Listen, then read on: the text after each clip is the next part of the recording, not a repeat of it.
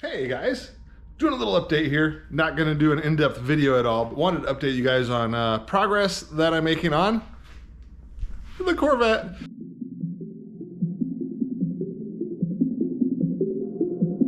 So today what I'm doing is I'm installing new wires, new plugs. Plugs around somewhere. So I'm going to be doing plugs and wires to see if that fixes the issue. The only bad thing about me doing this is I'm going to replace all this stuff, reassemble everything, start it up, and if it doesn't run, got to pull it all apart again. But I figure this is worth a shot. Like I said, for those who watch the video, you know it's a misfire issue.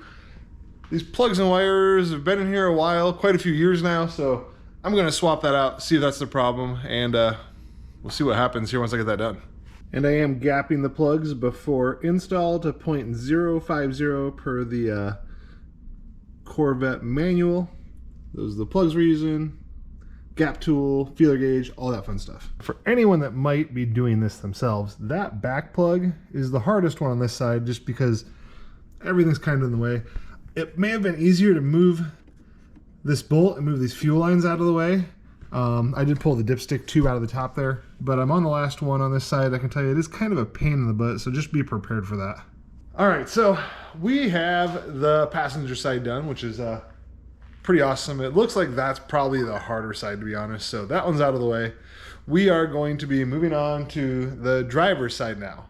I do have the old plugs out. You can take a look at them. I don't know what it means. If it means they were burning good, burning rich, not burning right. But here's kind of a quick little image of those.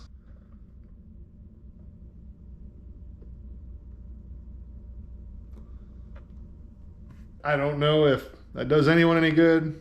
I mean, they've got like carbon on them. That's what I can tell you. So they were firing.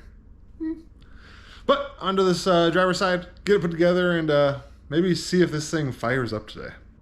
Giving those threads a nice coating of anti-seize lubricant there, so that way they don't get stuck inside the heads, because this metal inside that aluminum head, heating up over and over, it will like forge together and you'll never get them back out. So make sure you use this anti-seize lubricant. Just kind of as a little note, the driver's side is infinitely easier to do than the passenger side. I do have ASR thing moved out of the way and stuff, so it's easy to get to, but I just put all new plugs in less than 5 minutes on the driver's side. I probably spent closer to 40 minutes on the passenger side because there's just not much room over there. I'll show you all 8 of those plugs now from the car before when it wasn't running correctly. Again, I don't know anything about looking at these spark plugs and telling whether it was good or bad or whatever. Looking at those spark plugs doesn't tell me anything, doesn't tell me what's wrong. I just know they're in there, looks like they worked, and I put new ones in, and I'm hoping they just work better. Now just to finish the wires on the driver's side really quick, reassemble everything, the alternator, AC compressor, air pump, all that stuff. Put the water pump back on, fill it up with antifreeze, and we'll see if we can't fire this thing up. And here in just a few seconds for you guys, it'll actually be like an hour-ish or so for me. This thing's gonna be ready to try to fire up. We've got everything assembled for the most part, at least enough to fire it up. Got the wires in there, plugs are in there. It's all good. Everything's looking good. I've got everything connected correctly, so there's gonna be no question about the firing order, stuff like that. So if this still doesn't run correctly, we know it's something different. We know it's either the timing's messed up or just there's something seriously wrong with the engine. If this fires up and runs, well, I'm kind of a dummy because I messed up the wiring before when I replaced the OptiSpark.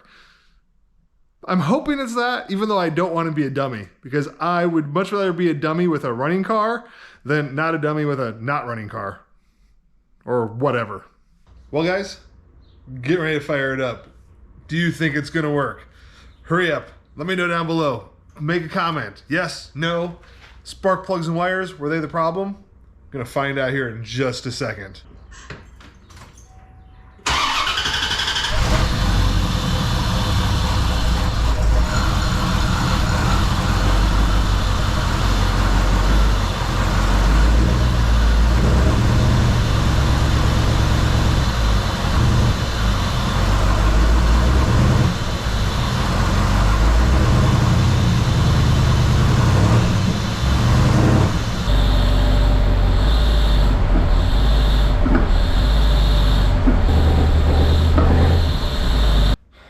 Well, guys, it fired up and ran, but we're back to the original issue of the misfire. That's the original reason I started doing all the work on the car, so that original problem is still there.